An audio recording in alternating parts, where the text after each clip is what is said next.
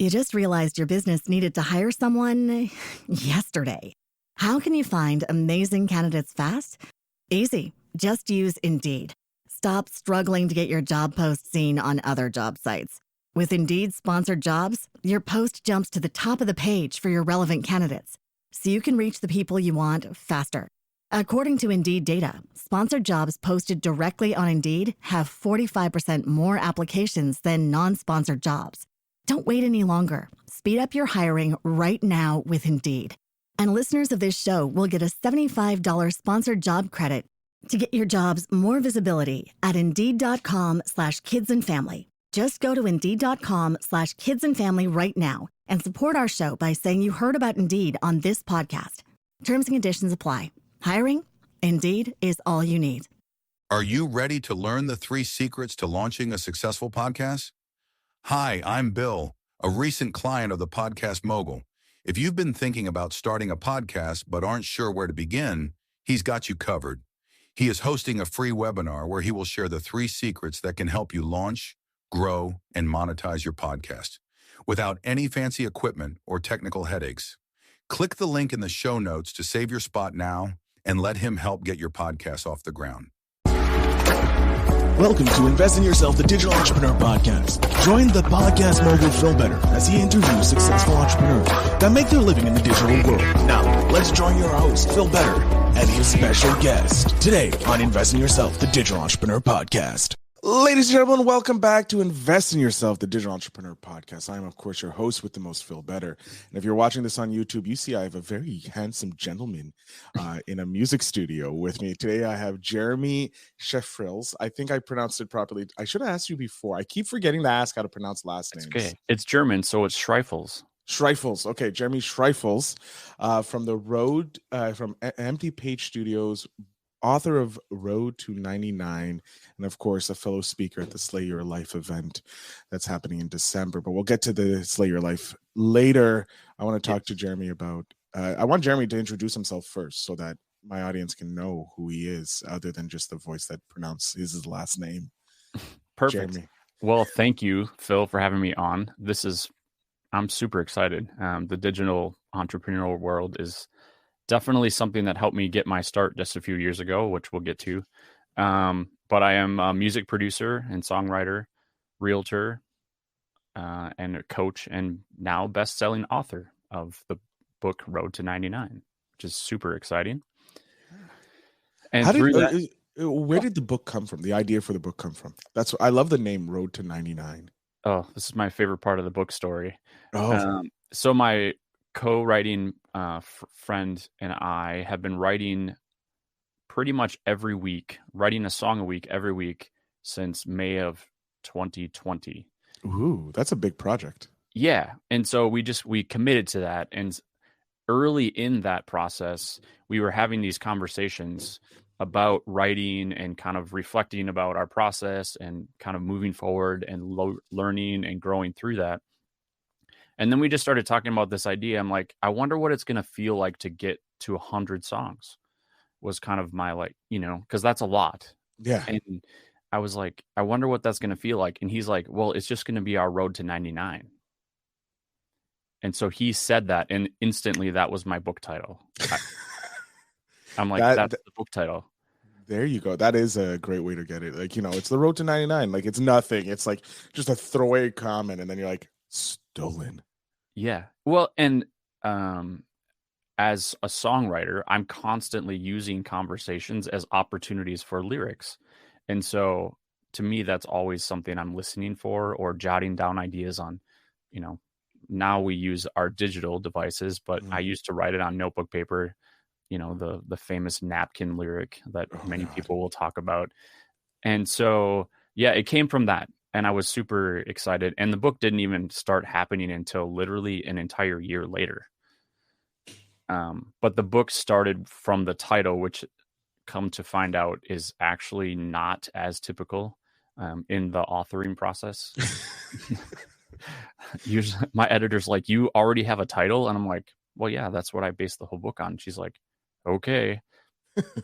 And so she's praying to God. I'm like, oh, is this a good book? And then she reads it. She's like, How did you do this? This is not normal. Yeah. Apparently I took all of the wrong ways to get to the end product of the book, but that's okay. No, you didn't. You didn't. You didn't. You see, this is what I love about being a digital entrepreneur. There is no right way. Yes. There's no right path.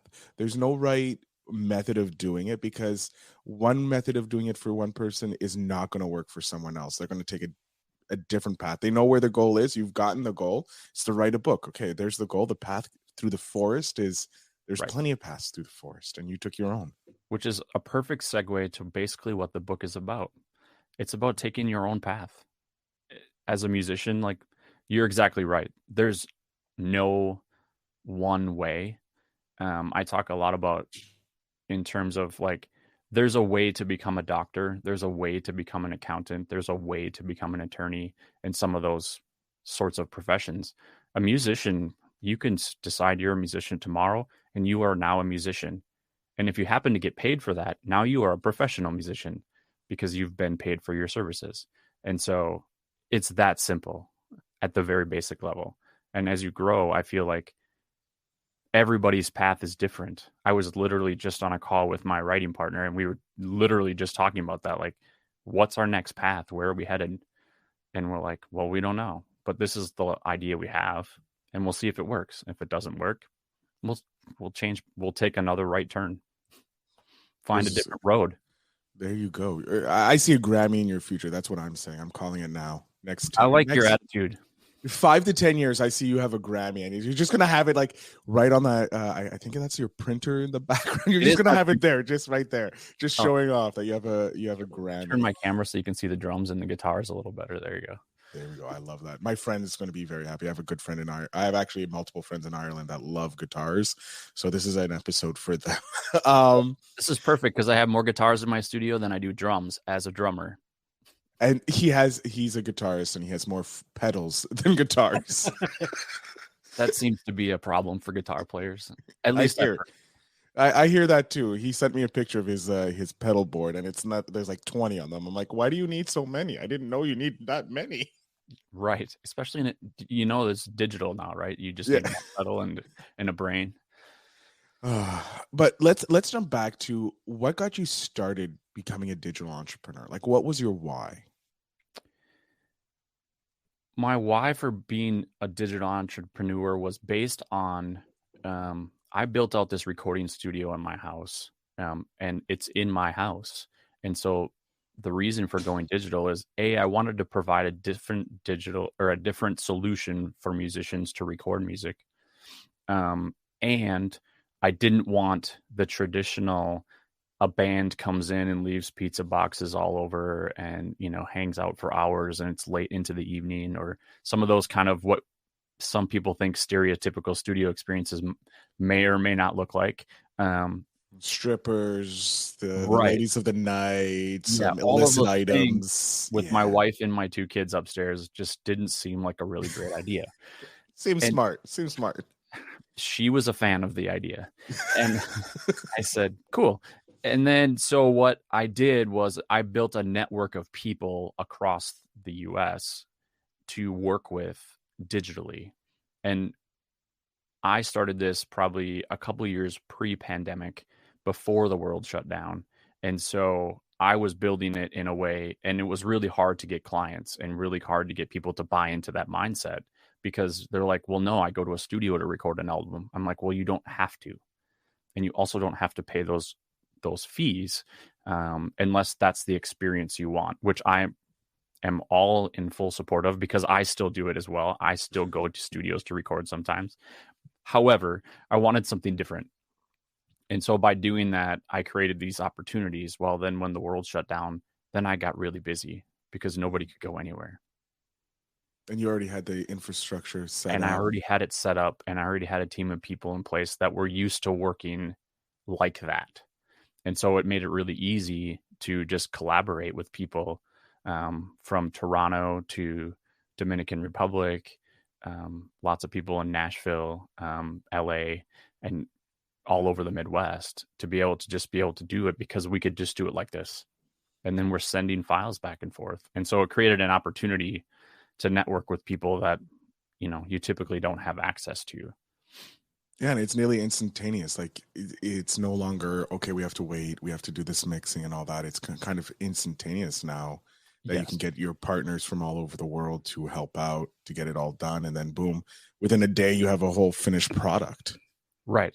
Right. If you were super motivated, you can have a completed project in a full day. Obviously, it takes a little bit longer because you guys have to work your magic. I don't know how music things work. I just listen to the end product. That's all I hear. Right. I'm amazed. I see someone pick up a guitar. I'm like, ooh, pretty. Right. Right. Some people forget that there's a process to get that to that space. But that's my favorite part is that creative process. And I really enjoy connecting people to make the synergy of that creative product happen. And so I am really picky about hiring the right people for the song. So I spend time conversation with the artist or the client and just like, okay, what are we trying to accomplish here? And then I find those people and then let those people do what they do well. I get out of their way, which makes it super easy for me because I'm already getting a really good product. I just need to put it all together and kind of be that kind of final creative voice for them. You're the conductor. You got all the noise coming, and you're like, I'm going to make this magic, and you make it magic. Yeah, I love putting the magic together. Similar to the gentleman behind you. I have two gentlemen behind me. I have one above me, and then one to my kind of my right, I would say, on the or my left, who seems to be a little happy. Yes. I'm going to go wondering if Vicky today because I can't really see the person above you. Oh, it's Sean Connery as James Bond. Oh, well, he's somewhat of an artist. He's an artist with his hands, if we will. That's right. So you were always into the music when you were growing up. This is something that you've been passionate about your whole life. It really is. It was a big turning point when I hit high school, which most people, that's kind of their rebellious time of their life. And for me, it was a pretty dark time, and music ended up literally saving my life. For me attempting to take it, music saved me, pulled me back on the road from driving into a river. And so it literally has saved my life, and then has continued to be a theme for years after that, and kind of just kept calling me back. And so it's always been a passion, and it's kept calling me back to this space. There's been moments of like, go get a corporate job and support the family for a minute. Right. So I just call those seasons of life. Like I had a season where I didn't do music, but then it called me back. And then when I came back, it just was head over heels. And I got into live performance, which I still do. Not as much as I used to, just because, as we were talking about before, staying up until 2 or 3 in the morning produces some more challenging during the daytime hours when the rest of the world is at work. Opportunities. However, I still love it. Live performance is something that it still just brings so much life to me and my soul, and it fuels a lot of what I do. And then just now being able to do more things in the creative space, creating, bringing people together, connecting people. So it's kind of been that theme that's brought me through everything. Now, when you decide to set up this network of artists to work together to be able to help artists who don't have the ability to go to the studio or don't have the money, they can come to you, and obviously during the pandemic, it exploded because you already had the infrastructure in place. Was it difficult for you to set up? Like, was it easy to find collaborators to help out, or did you have to spend hours and weeks and months trying to get that network together? It took me probably 2.5 years.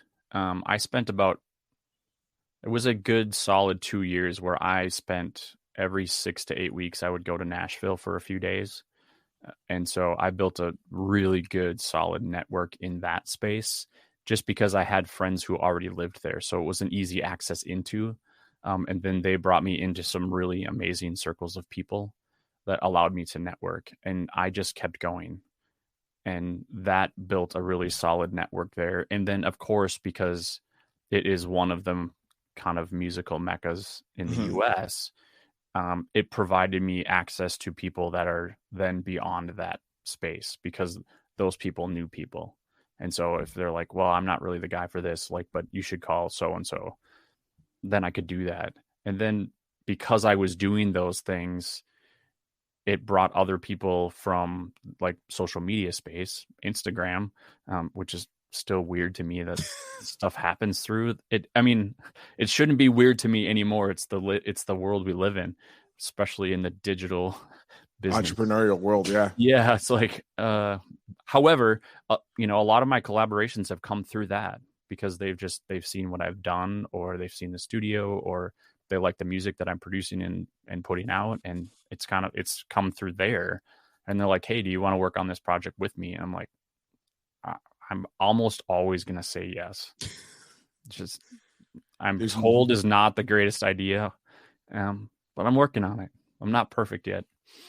I see no reason in saying no to being a collaborator on a project, unless it's something fully goes against your values. If it doesn't go against your values or your core being, go jump on it. The worst that's going to happen is a flop. And what happens with a flop? It's a learning experience. Right. We've learned something. And I think more than anything, taking those learning opportunities from every moment is what is going to make us better entrepreneurs, obviously, because we're here to continue learning. I'm looking at a screen that says invest in yourself. I love it. It's because the reason I love it is because, like, it's the best investment you can make. There's no amount of money that you shouldn't spend. In my mind, most of it, just getting yourself better is going to make your journey better. Yeah. I came up with the name haphazardly. Like when I started this project 2 years ago, I just came up with the name. I knew it was about digital entrepreneurship, the invest in yourself. I'm like, you know what, I'm going to invest in myself. So I'm like, you know what, that's what I'm doing. I'm investing in myself. So anybody who listens is taking the time to invest in themselves. So that's why I decided to do it like that, because I didn't know what it'd be a digital entrepreneur. Like, no, like I heard about it when I was younger, about making money online, and I'm like, oh, that's a scam. You can't make money online, right? Because I come from the 80s, before there was the internet, where you had to do it the old-fashioned way. Right. I talked to my kids about that, because I said, I have a daughter who's 19 or almost 19, and we were talking about dating. She's like, well, I just use the digital world. I'm like, she's like, well, how did you and mom meet? I'm like, before the internet, we actually had to talk to people. I had to go into a physical location and hope to God that I met her. That's right. It wasn't that. Then they give us a phone number, and we pray to God that it isn't a fake phone number. I said, we started dating before the internet was born to the public. She's like, oh, that changes things. It changes things. Yeah, and it's hard for me, because I was born pre-digital world, and I grew up later in life in the digital world. So like I learned how to date through the physical world, interacting like you did, but now everybody's on the digital world, and now that I'm single, I have no idea. I don't have any idea. I don't envy you, and I'm really sorry, and I hope that journey goes okay for you. It's an interesting journey. It's another journey I'm on. I'm focused on the entrepreneurial journey, because that's more important right now. Stay in that space. I know this space. I feel comfortable. I'm safe in this. It's easy to figure out. That's right. Dating is completely different now. But let's get back into the entrepreneurial world. Yes. When you were writing your book, did you have a specific audience member in mind for it? Or were you just like, this is for me, I want to get this out because this is the story I want to tell? I did have a specific, let's say, group of people, just in terms of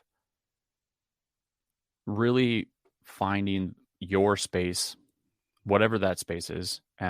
Mine is obviously through the lens of a songwriter and a producer. So music has strong themes. However, I really wanted it to be for the person who just wants something to help them understand that they just need to keep showing up. They just need to keep doing the work. They just need to keep loving what they do. and know that it is a process and it is a journey.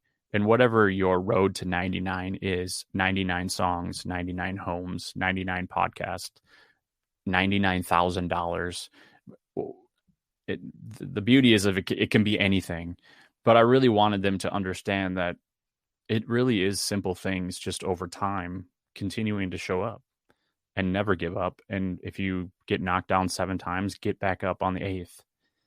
So just that mentality of continuing to move forward, not quitting. And, you're going to, like a road, you're going to hit bumps along the way.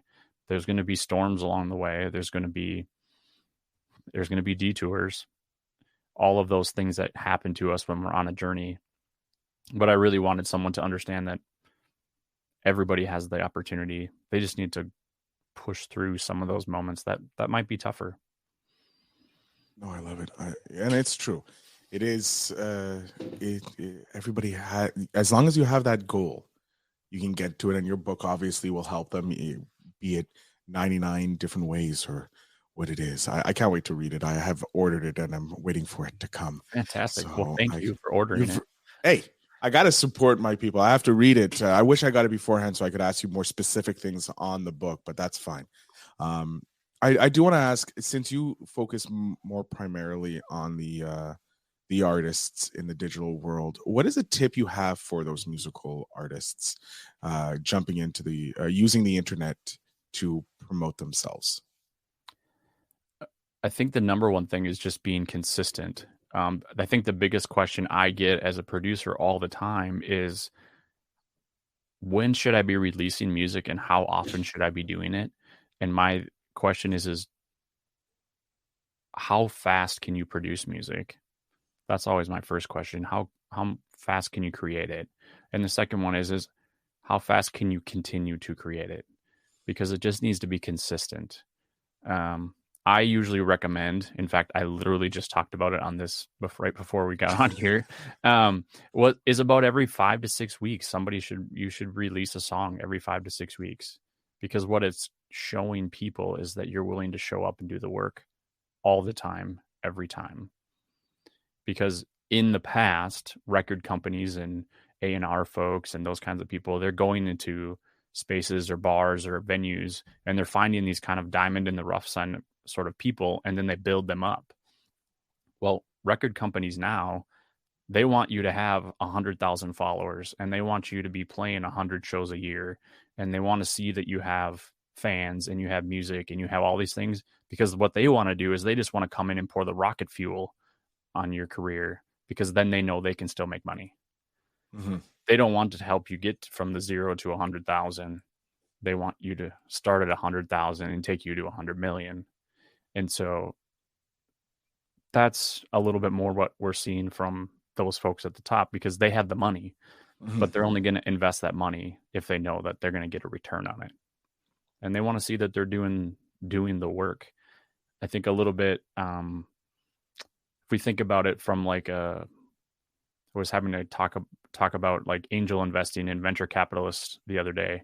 And a lot of those people that are investing in that space, they're investing in the people. Mm-hmm. Yes, the idea has to make sense and they have to see that there's going to be a point A and they have a goal to get to point B. But who they're really investing in is that person. They're investing in the jockey who's going to run that horse. And so it's like they want to know that you've done the work, you can do the work, you've shown up, you have a track record. I think that the music industry is the same at that level. And people just want to see that you're going to keep showing up. They want to see that you're not going to be a one-hit wonder. You could do that in the 50s when you had a 45 and you could get a one-hit wonder and it would last now 60 years. Yeah. It's crazy that 60 years ago, there are songs that we're still playing today. Like, this is the shit. And like, have they done anything else? No, they just have this one song. Yeah, that's it. And so that's probably the most common advice I give to artists is just like, be consistent, whatever it is. And then as you are consistent, you will grow. You'll get better every time. The songs will get better. The production will get better. The marketing will get better. Focus on one task, make it perfect or as close to perfect as possible, then move on to the next thing. Right. And then just eventually you'll be as close to perfection as possible for you, your version of perfection. And you'll find people. Like Right. the internet has opened you to the world of 7 billion people, or close to 8 billion, I think we're at now in the Right. world. And I think half of those people have the access to the internet. So you have access to all those people. Right. So keep investing in yourself. Yeah, full circle. I'm going to, there's so much more I want to talk to you, and we're going to go probably be a longer episode here, but we're going to talk about your favorite episode. Then we're going to talk about Slay Your Life event, because that's how we got connected. And I want to talk to you about that. So your favorite moment so far in your journey, what would you say it is? Like in your whole entrepreneurial journey, it could be your being a musician, producer, anywhere in that journey. Do you have a favorite moment?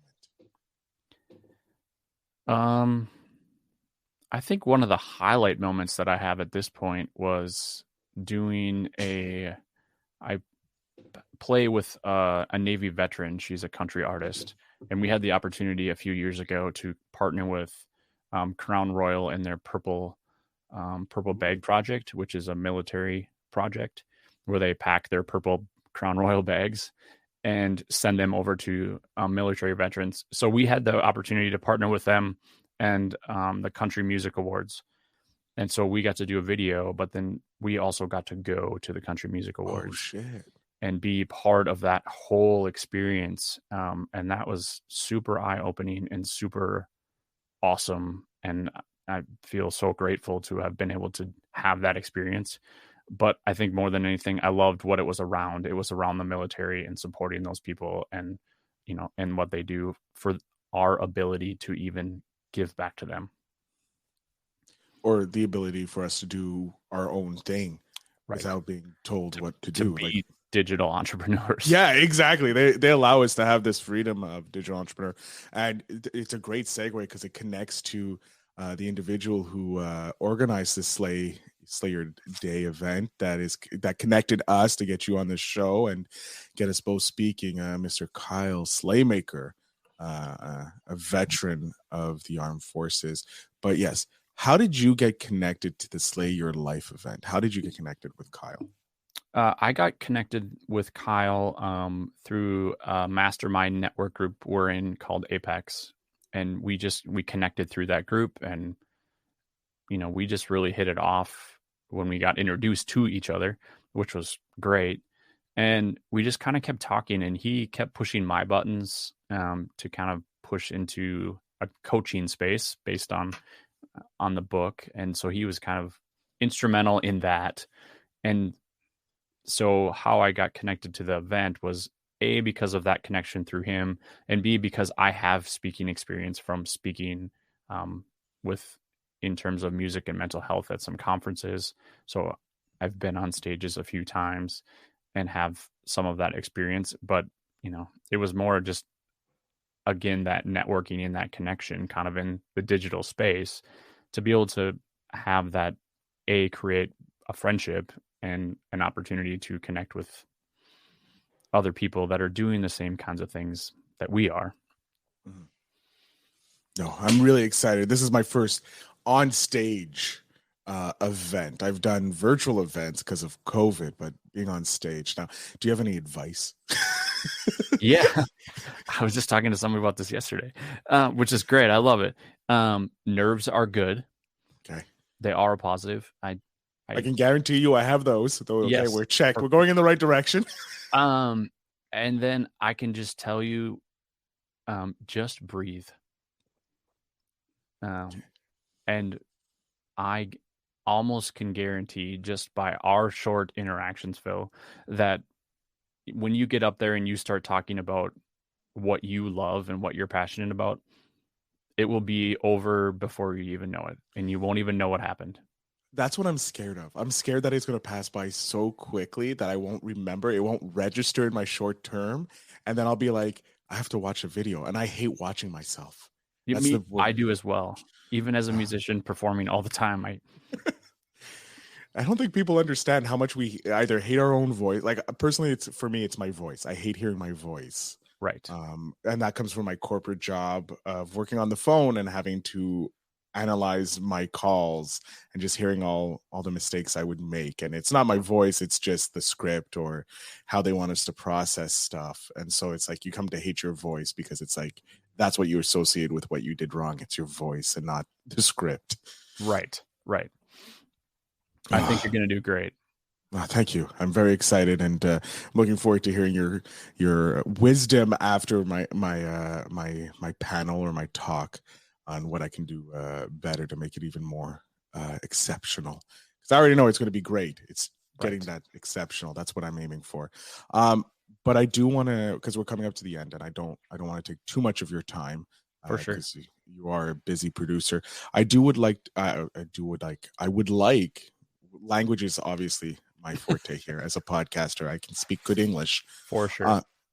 What is a book that you would suggest to musical entrepreneurs, people who are in the musical world that are looking, maybe they're not the artist, but they're one of the people in the background helping artists grow?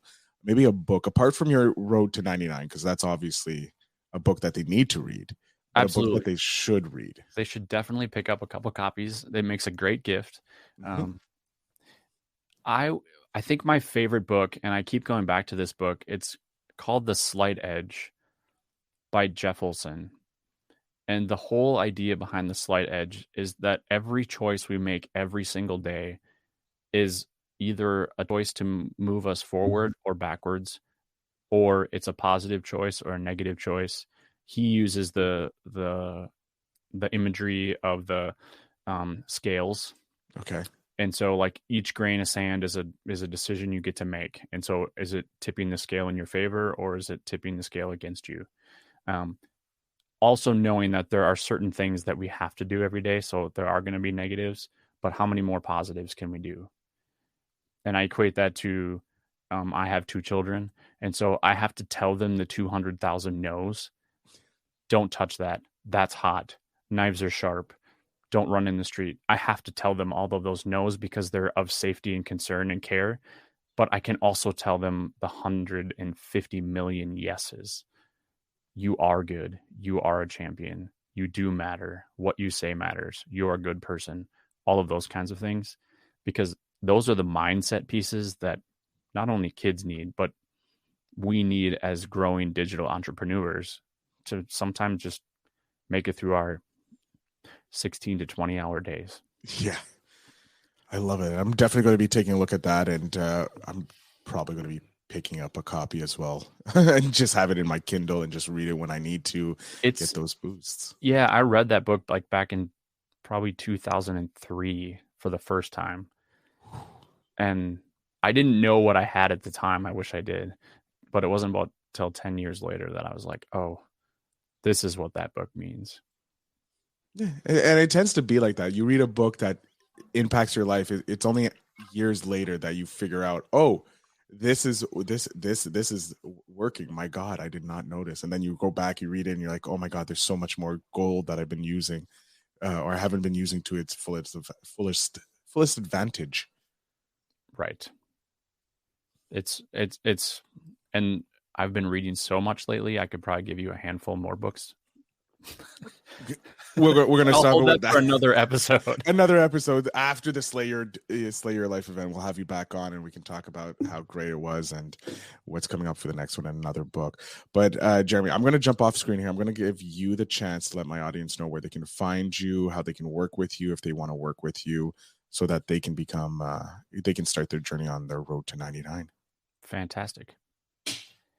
You can reach me at probably the best way is at www.roadto99.com. You can grab the book there, which is fantastic. And there's also ways to connect with me in all of my digital spaces, whether it be Instagram, Facebook, Twitter, all of the spaces. I don't have a MySpace account anymore, but I don't think most people do. So I just want to say thank you to Phil for having me on today. I'm really looking forward to seeing him shine at the Slay Your Life event coming up here in Las Vegas. And thank you, and keep growing and keep investing in yourself. Awesome. Jeremy, it was a pleasure talking with you. I know we talked a bit. We generally talk on the chat, but that first Zoom meeting was great. Meeting you and hearing all of your great ideas, and having you on the show was even more amazing because I got to learn more about you and how music impacted your life and saved your life multiple times. One big time, and then multiple smaller times. Right. And it's great to see that your passion is keeping you going. And I'm looking forward to Vegas because it's going to be a heck of a time. Just meeting all the all the speakers is going to be insane. But because you guys get to chill out more often than I'm the farthest one from you guys. It's no fun. Yeah, I suppose. I'm all the way up in Canada. It's all cold. You guys are all nice and warm. Well, it finally hit the 60s and lower 70s here in central Minnesota. So I'm cool with that, but I'm flying to Florida tomorrow and I'm really looking forward to that. Oh yeah, no, I just had friends come back from Florida and they said they had a great time. It's nice, beautiful weather here. We're starting to get some nice weather up here, but we had a snowstorm in April, so I don't understand Canadian weather anymore. I've given up understanding. I just love every day that there's no snow on the ground. It's a happy day. I'm with you on that. Yeah, you're from Minnesota, so you understand how painful it can be. I sure do. Jeremy, again, I want to thank you so much for being on the show. Your wisdom that you shared, your story was excellent. I can't thank you enough for sharing your story with us. To my audience, all the notes, all the links will be in the show notes down below. You can connect with Jeremy. The link to purchase tickets to the event will be down there as well. And I look forward to talking with you, Jeremy. Again, a huge thank you to you. And you're very welcome. Thank you. And everybody, remember to invest in yourself.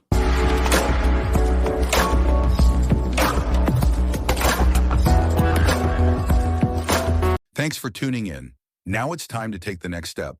When you're ready to dive deeper into how to launch, grow, and monetize your podcast, Phil's got something special for you. Join him for a free webinar where he'll reveal the 3 secrets that have helped countless entrepreneurs succeed in podcasting. Click the link in the show notes to save your spot, and let's turn your podcasting dreams into reality. You just realized your business needed to hire someone yesterday. How can you find amazing candidates fast? Easy. Just use Indeed. Stop struggling to get your job post seen on other job sites. With Indeed sponsored jobs, your post jumps to the top of the page for your relevant candidates, so you can reach the people you want faster. According to Indeed data, sponsored jobs posted directly on Indeed have 45% more applications than non-sponsored jobs. Don't wait any longer. Speed up your hiring right now with Indeed. And listeners of this show will get a $75 sponsored job credit to get your jobs more visibility at Indeed.com/kidsandfamily. Just go to Indeed.com/kidsandfamily right now and support our show by saying you heard about Indeed on this podcast. Terms and conditions apply. Hiring? Indeed is all you need.